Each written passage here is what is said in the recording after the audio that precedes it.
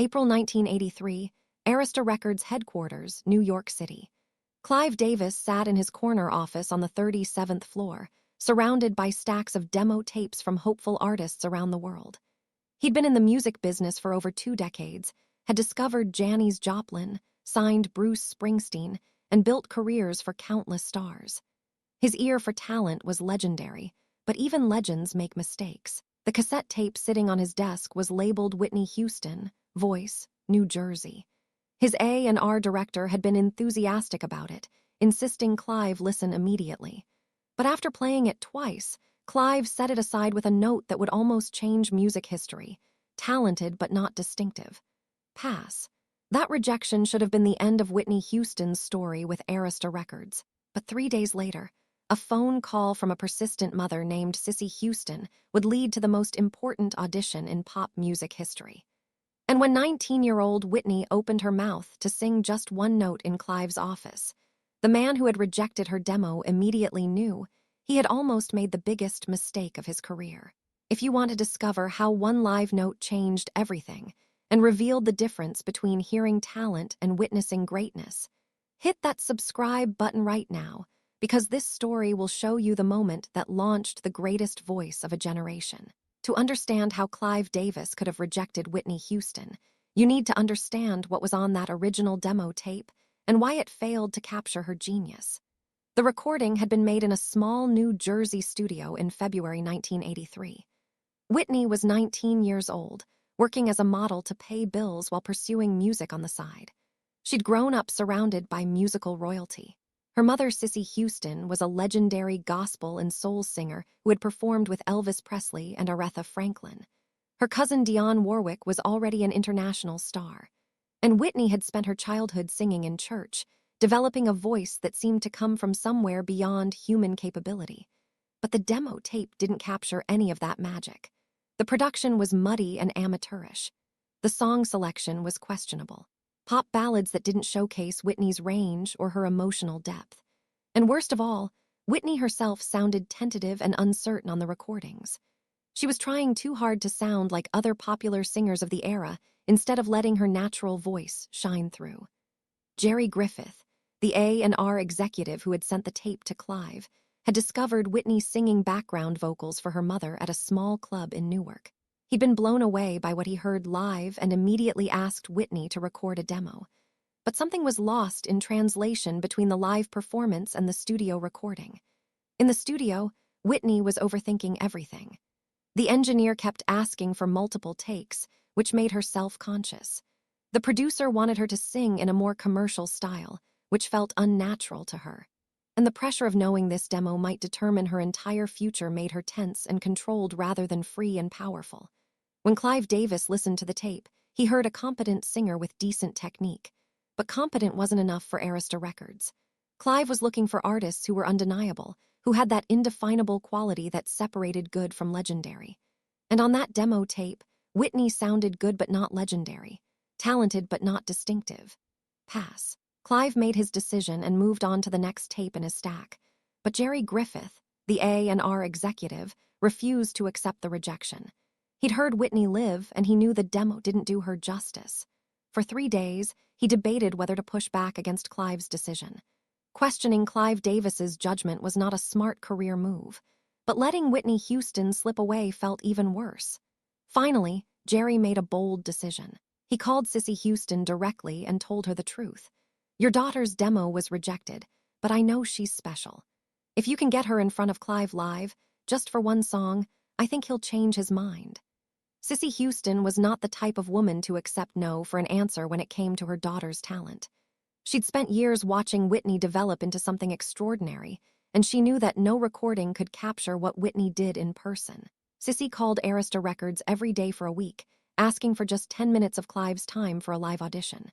The receptionists made excuses. Clive's assistant said he was too busy, but Cissy persisted with the determination of a mother who believed in her child absolutely. Finally, worn down by Cissy's relentless calls, Clive's assistant offered a compromise. 5 minutes. Not 10. "Mr. Davis will give Whitney 5 minutes this Friday at 4 p.m. If he's impressed, he'll listen longer. If not, this ends here." Cissy accepted immediately. 5 minutes was all Whitney would need. Cissy Houston's determination to get Whitney in front of Clive Davis wasn't just maternal pride. It came from years of witnessing her daughter's gift develop in ways that seemed almost supernatural. Whitney had started singing in church at age 11, and from her very first solo, Cissy knew she was watching something unprecedented unfold. The Guide Me, O Thou Great Jehovah solo that 11-year-old Whitney sang at New Hope Baptist Church in Newark became legendary among the congregation. People who were there still talk about it decades later, describing how a child's voice filled that church with such power and emotion that grown men wept. Cissy herself had been shocked.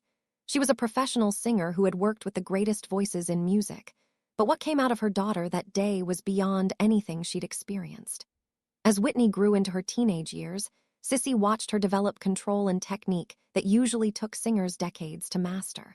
Whitney could shift from delicate whispers to thunderous power within a single phrase. She could hold notes with crystalline purity that seemed to suspend time. And most remarkably, she could convey emotion with such authenticity that listeners felt like she was singing directly to their souls. But Cissy also understood the music industry's brutal realities. Being talented wasn't enough. Being exceptional wasn't enough. You had to be in the right place at the right time in front of the right person who had the power to change your life. And that person was Clive Davis. When Cissy learned that Whitney's demo had been rejected, she wasn't surprised. She'd listened to the recording and knew it didn't capture what made Whitney special. Studio recordings rarely did. Whitney's gift wasn't just technical. It was spiritual, emotional, visceral. You had to see her, feel her presence, watch her transform when she sang. The phone calls Cissy made to Arista Records that week were strategic and relentless. She didn't beg or plead. She simply stated facts. Mr. Davis made his decision based on a poor recording. If he hears my daughter live, he'll understand why I'm calling. Every assistant, every receptionist, every barrier she encountered received the same calm, confident message. Whitney Houston needs to sing for Clive Davis in person. 5 minutes. That's all we're asking. When the appointment was finally granted, Cissy sat Whitney down for a serious conversation. You get one shot at this, she told her daughter. One song, maybe not even a full song. You walk into that office and you sing like you sing in church, not like those other pop singers, not trying to be anyone but yourself. You let that voice go and you trust that it's enough. Whitney was terrified.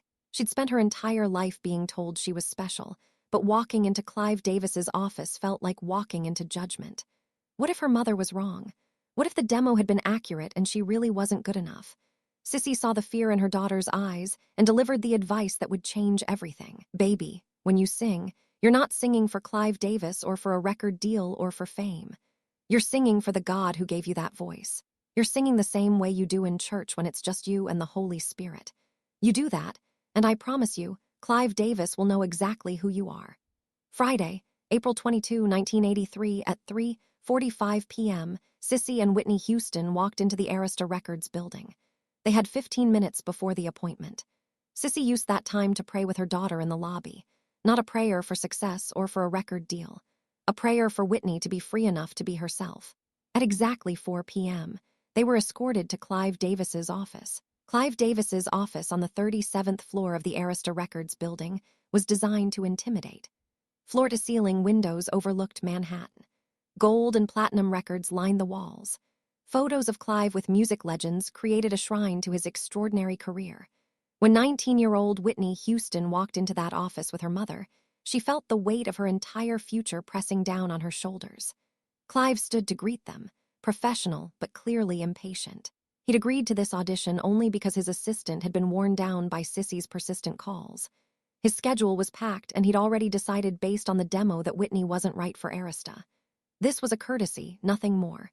Mrs. Houston, Whitney, please sit down, Clive said, gesturing to the chairs across from his desk.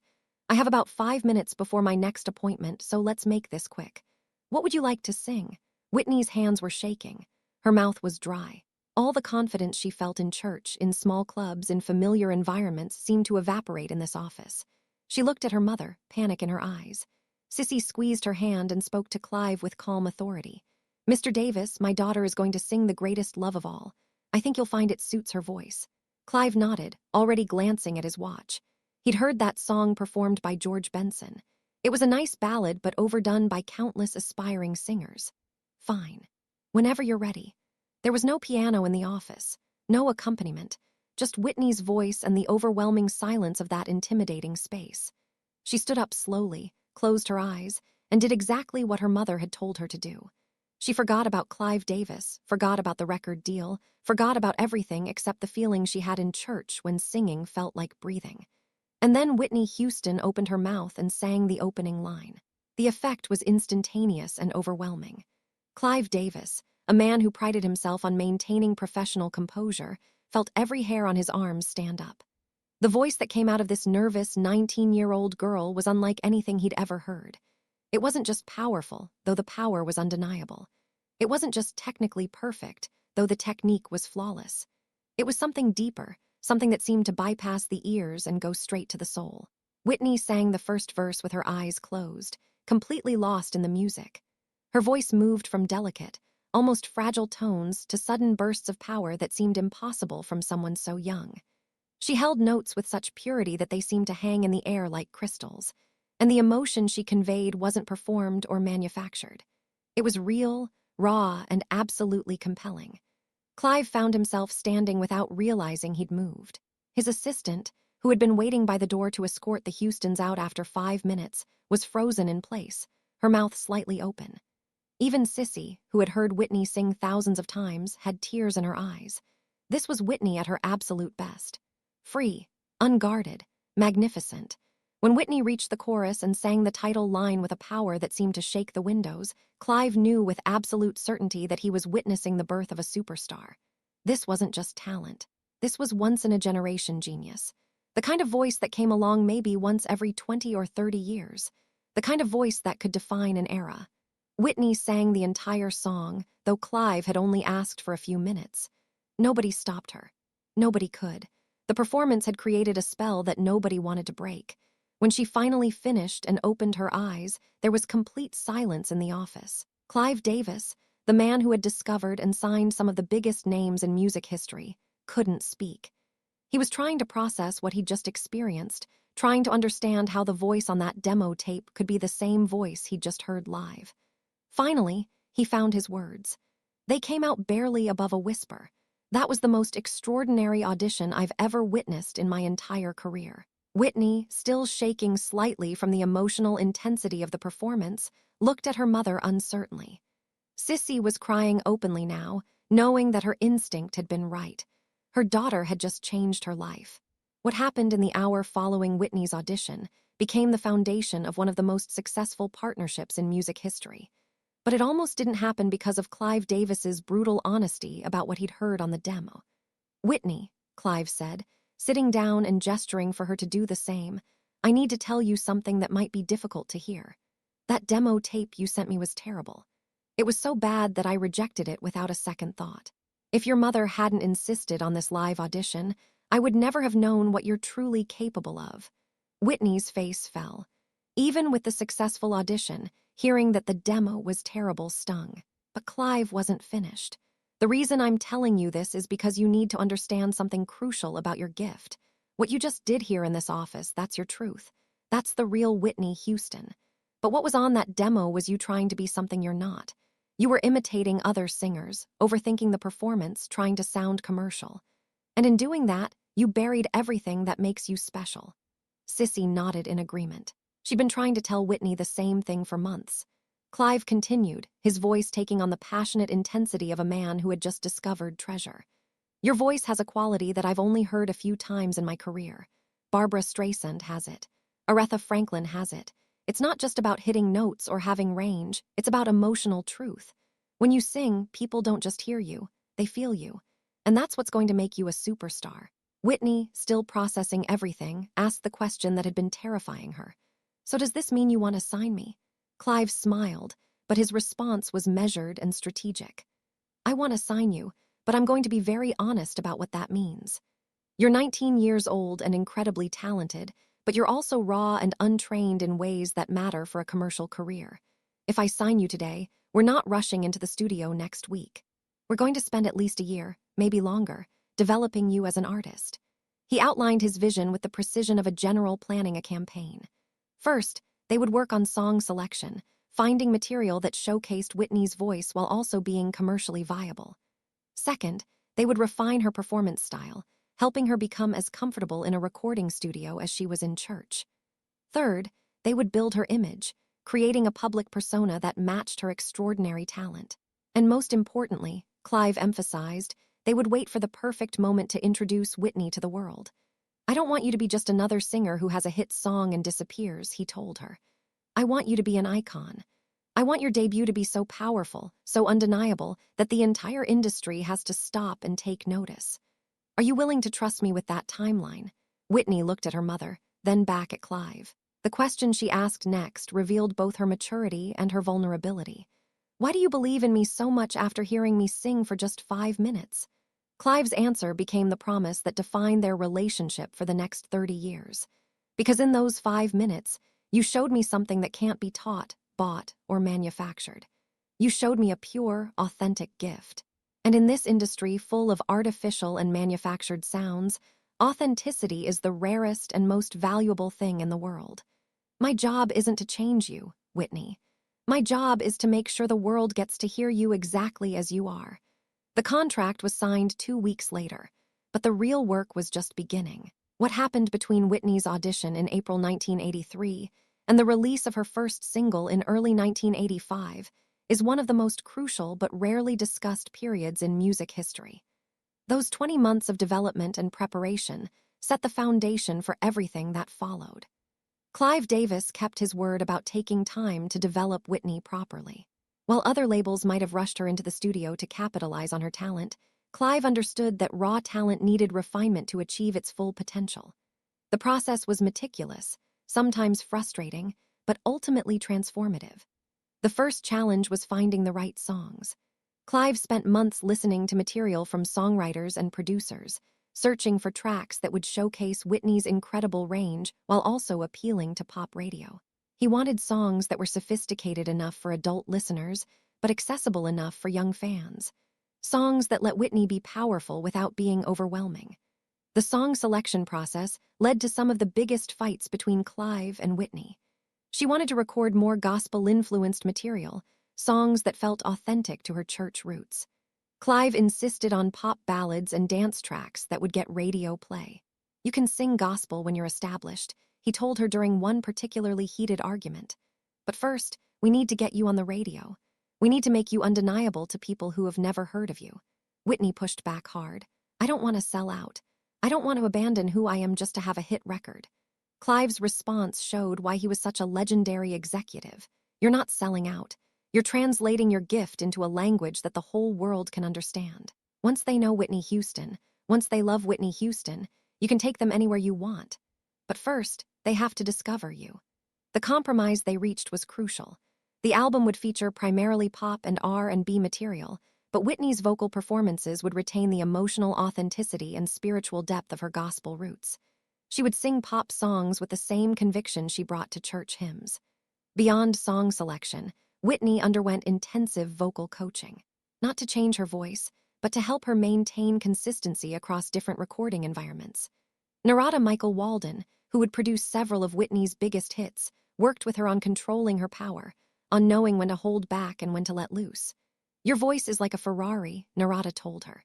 "It's incredibly powerful, but you need to learn how to drive it smoothly, not just at top speed all the time."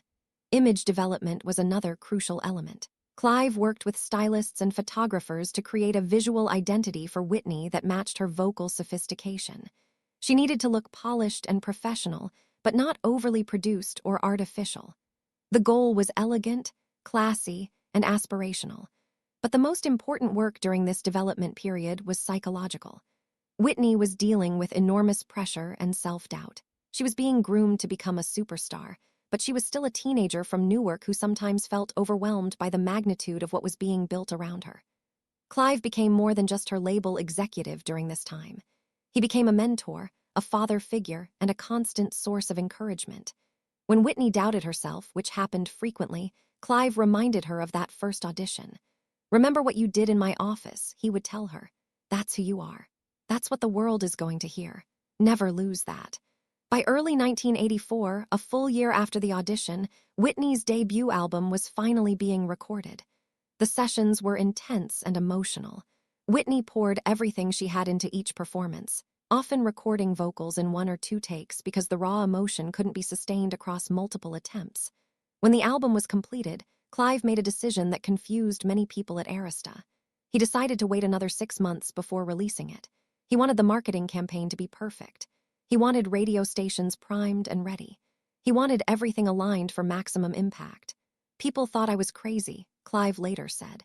"They said we should strike while the iron was hot. But I knew that, with an artist like Whitney, you only get one chance at a first impression. And I was going to make damn sure that first impression was unforgettable." When Whitney Houston's self-titled debut album was finally released in February 1985, the result exceeded even Clive Davis's ambitious expectations. But the path to that success was not smooth or guaranteed. The first single, "Holding Out for a Hero," was actually not released. At the last minute, Clive made the decision to lead with "You Give Good Love" instead, a mid-tempo R&B ballad that showcased Whitney's voice without overwhelming listeners. The song was added to urban contemporary radio formats first, and the response was immediate and powerful. Radio programmers who played the track reported unprecedented listener reaction. People were calling stations asking who this new singer was. Record stores couldn't keep the single in stock. And music critics, usually cynical about new artists, were writing reviews that bordered on worshipful. But Clive's real genius showed in how he rolled out Whitney's career across multiple formats. After "You Give Good Love" became a hit on R&B radio, he released "Saving All My Love for You" to pop stations. That song showcased a different side of Whitney's talent, more sophisticated and adult contemporary. It became Whitney's first #1 pop hit and introduced her to a massive mainstream audience. The strategy of crossing Whitney over from R&B to pop was risky in 1985. The music industry was still largely segregated by format, and Black artists who achieved pop success sometimes faced accusations of abandoning their roots. But Clive had anticipated this criticism and had prepared Whitney for it. "You're not crossing over," he told her. "You're bringing everyone together. Your voice transcends categories, and your success is going to prove that great music has no color barrier." The album's third single, "How Will I Know," was deliberately chosen to showcase Whitney's range and versatility. It was an up-tempo dance-pop track that showed she could deliver joy and energy alongside the powerful ballads. The music video, featuring Whitney dancing and smiling with an infectious enthusiasm, became an MTV staple and introduced her to young audiences. By mid-1985, Whitney Houston had achieved something almost unprecedented for a debut artist. She had 3 consecutive top 10 hits. She was dominating multiple radio formats simultaneously, and she was being praised by critics while also achieving massive commercial success. But the real validation came from the industry itself. Established artists who normally ignored new singers were calling Clive to express their amazement. Aretha Franklin publicly declared Whitney the heir to her throne. Stevie Wonder called Whitney's voice a gift from God. And Barbra Streisand, who rarely praised other vocalists, said that Whitney was the finest singer of her generation. The debut album went on to sell over 25 million copies worldwide, spending an incredible 14 weeks at #1 on the Billboard 200. It won the Grammy Award for Best Pop Vocal Performance, and it established Whitney Houston as not just a successful new artist, but as a cultural phenomenon. For Clive Davis, the success was vindication of everything he'd believed about Whitney from that first live audition. The voice that had raised every hair on his arms in his office had now captivated the entire world. The instinct that had told him to invest time and resources into developing Whitney properly had proven correct. And the partnership between the legendary executive and the extraordinary young talent had created something that would define pop music for the next decade. But what meant the most to Clive wasn't the commercial success or the critical acclaim. It was a conversation he had with Whitney shortly after the album hit #1. 6 months after Whitney's debut album reached #1, Clive Davis hosted a private celebration dinner at an exclusive Manhattan restaurant. It wasn't the big industry party that would come later. This was intimate. Just Clive, Whitney, Cissy, and a few close members of Whitney's team. Over dinner, Whitney turned to Clive and said something that nearly brought him to tears. "Do you remember when you told me that your job was to make sure the world got to hear me exactly as I am?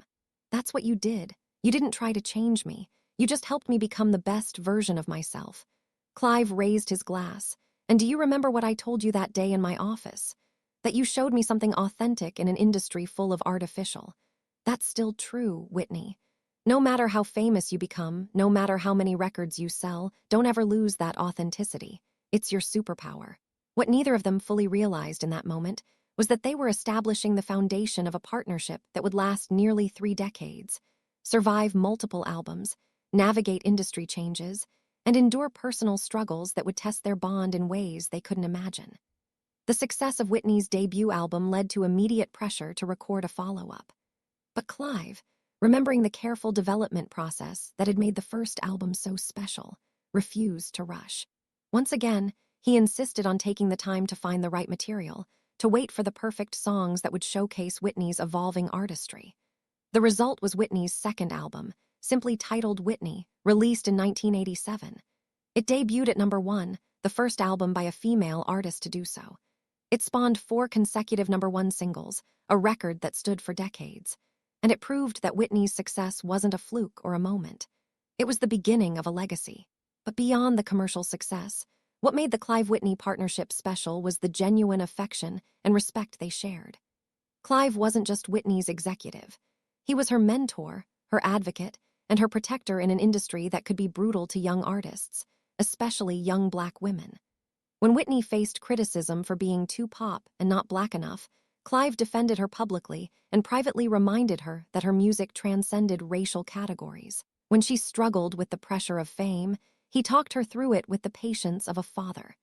And when she made the controversial decision to pursue acting alongside music, Clive supported her vision even though others at the label worried it would dilute her music career. The Bodyguard soundtrack, which Clive executive produced, became the best-selling soundtrack of all time and gave Whitney her signature song, I Will Always Love You. That success proved once again that Clive's instincts about Whitney's potential were not just accurate but conservative.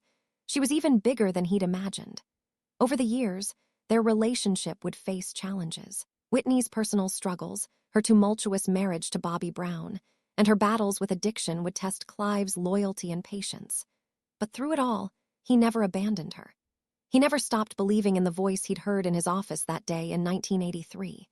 Even during Whitney's most difficult periods, when other industry executives had written her off, Clive continued to work with her, continued to encourage her, and continued to remind her of who she was at her core. That talented, nervous 19-year-old who walked into my office and sang one perfect note, he would tell her during her darkest moments, she's still in there. I heard her then, and I can still hear her now. When Whitney Houston tragically died in February 2012, Clive Davis was devastated.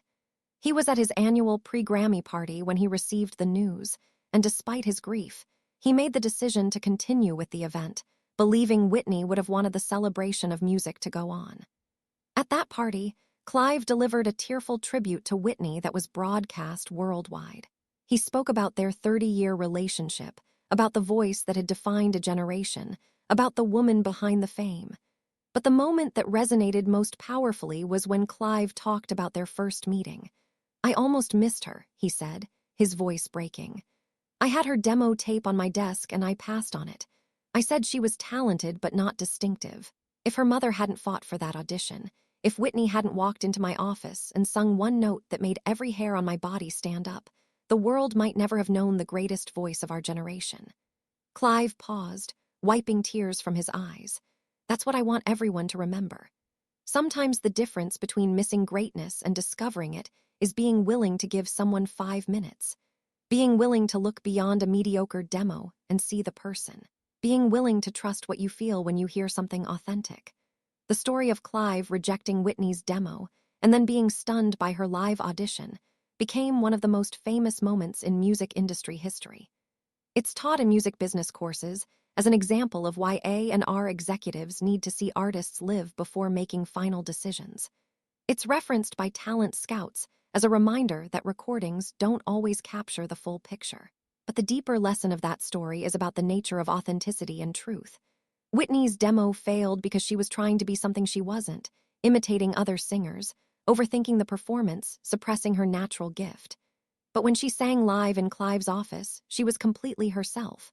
Unguarded, authentic, and powerful.